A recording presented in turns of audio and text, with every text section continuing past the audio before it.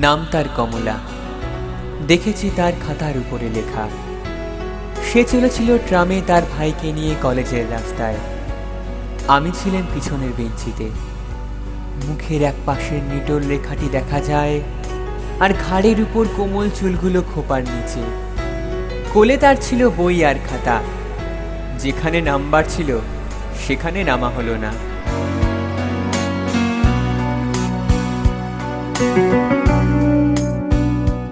এখন থেকে সময়ের হিসেব করে বেরোই। সে সময় আমার কাজের সঙ্গে ঠিকটি মেলে না, প্রায় ঠিক মেলে ওদের বেরোবার সময়ের সঙ্গে। প্রায়ই দেখা হয়। মনে মনে ভাবি, আর কোনো সম্বন্ধ না থাক, ও তো আমার সহযাত্রিনী।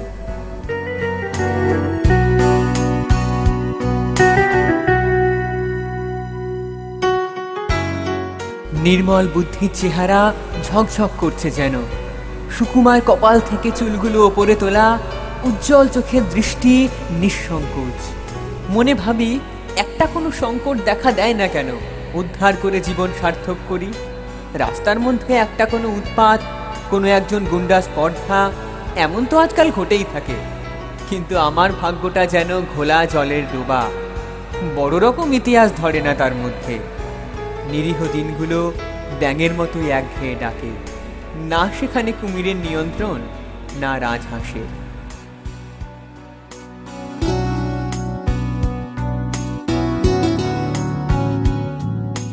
একদিন ছিল ঠেলাঠেলি ভিড়। কমলার পাশে বসেছে একজন আধা ইংরেজ। ইচ্ছা করছিল অকারণে টুপিটা উড়িয়ে দিই তার মাথা থেকে, ঘাড় ধরে তাকে রাস্তায় নামিয়ে দিই। কোনো ছুতো পাই নেই, হাত নিষ্পিস করে। এমন সময় সে এক মোটা চুরুট ধরিয়ে টানলে করলে শুরু। কাছে এসে বললুম, ফেলো চুরুট। যেন পেলেই না শুনতে। ধোঁয়া ওড়াতে লাগলো বেশ ঘোরালো করে। মুখ থেকে টেনে ফেলে দিলেম চুরুট। হাত মুঠো করে পাকিয়ে একবার তাকালো কটমট করে। আর কিছু বললে না, এক লাফে নেমে গেলে। বোধহয় আমাকে চেনে। আমার নাম আছে ফুটবল খেলায়, বেশ একটু চওড়া গোছের নাম।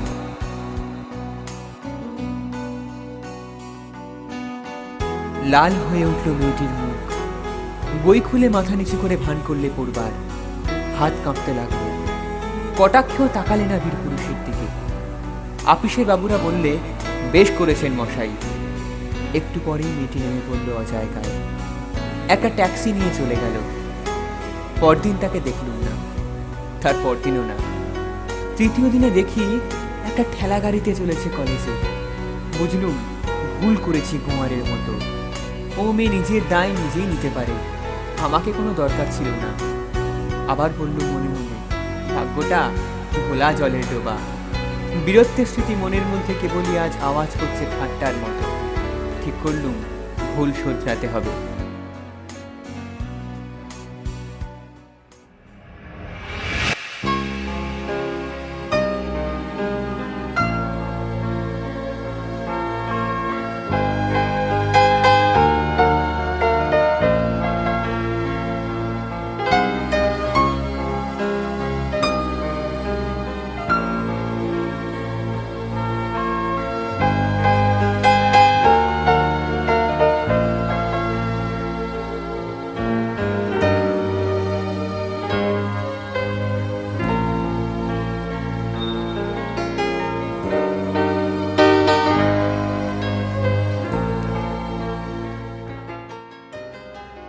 খবর পেয়েছি গরমের ছুটিতে ওরা যায় দার্জিলিংয়ে।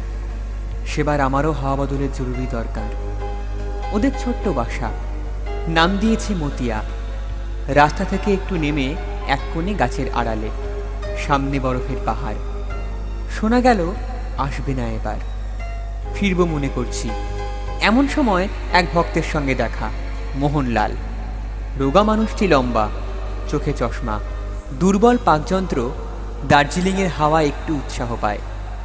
সে বললে, তনুকা আমার বোন, কিছুতেই ছাড়বে না তোমার সঙ্গে দেখা না করে। মেয়েটি ছায়ার মতো, দেহ যতটুকু না হলেই নয় ততটুকু। যতটা পড়াশোনায় ঝোঁক, আহারে ততটা নয়।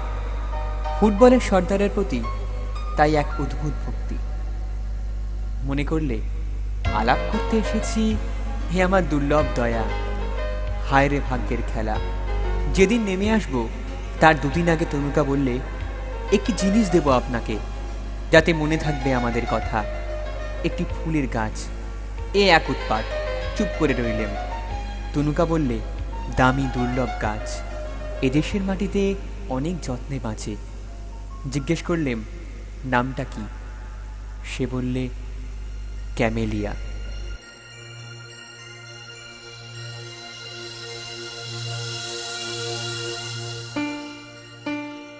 চমক লাগলো। আরেকটা নাম ঝলক দিয়ে উঠল মনের অন্ধকারে। হেসে বললেম, ক্যামেলিয়া। সহজে বুঝি এর মন মেলে না? তনুকা কি বুঝলে জানি না, হঠাৎ লজ্জা পেলে, খুশিও হলো। চললেন টপ শুদ্ধ গাছ নিয়ে। দেখা গেল পার্শ্ববর্তিনী হিসেবে সহযাত্রিনী সহজ নয়। একটা দোকামরা গাড়িতে টপটাকে লুকালাম নাবার ঘরে। থাক এই ভ্রমণ বৃত্তান্ত, বাদ দেওয়া যাক আরো মাস কয়েকের তুচ্ছতা। পুজোর ছুটিতে প্রহসনের জবনিকা উঠল সাঁওতাল পরগনায়। জায়গাটা ছোট, নাম বলতে চাইলে। বায়ু বদলের বায়ুগ্রস্ত দল এ জায়গার খবর জানে না। কমলার মামা ছিলেন রেলের ইঞ্জিনিয়ার, এখানেই বাসা বেঁধেছেন। শালবনের ছায়ায়, কাঠবেড়ালিদের পাড়ায় নীল পাহাড় দেখা যায় দিগন্তে।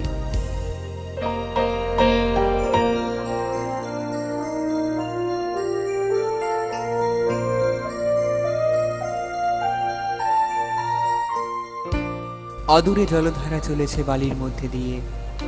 পলাশ বনে তসরের গুটি ধরেছে। মহিষ চড়ছে হরতুকি গাছের তলায়, উলঙ্গ সাঁওতালের ছেলে পিঠের উপরে। বাসাবাড়ি কোথাও নেই, তাই তাঁবু পাতলেম নদীর ধারে। সঙ্গী ছিল না কেউ, কেবল ছিল সেই ক্যামেলিয়া।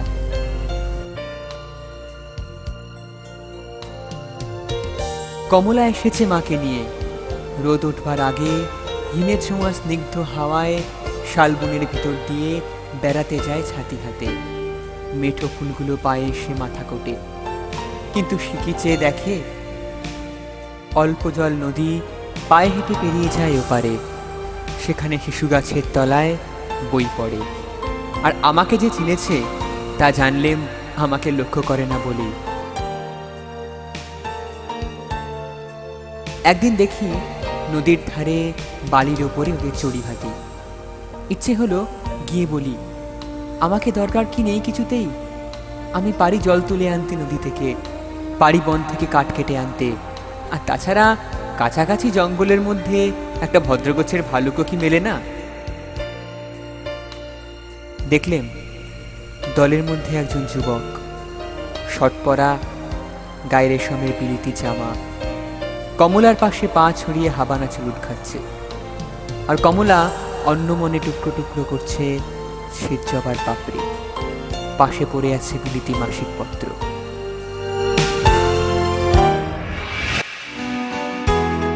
মুহূর্তে বুঝলেম এই সাঁওতাল পরগনার নির্জন কোণে আমি অসহ্য, অতিরিক্ত, ধরবে না কোথাও। তখনই চলে যেতেম, কিন্তু বাকি আছে একটি কাজ। আর দিন কয়েকে ক্যামেলিয়া ফুটবে, পাঠিয়ে দিয়ে তবে ছুটি।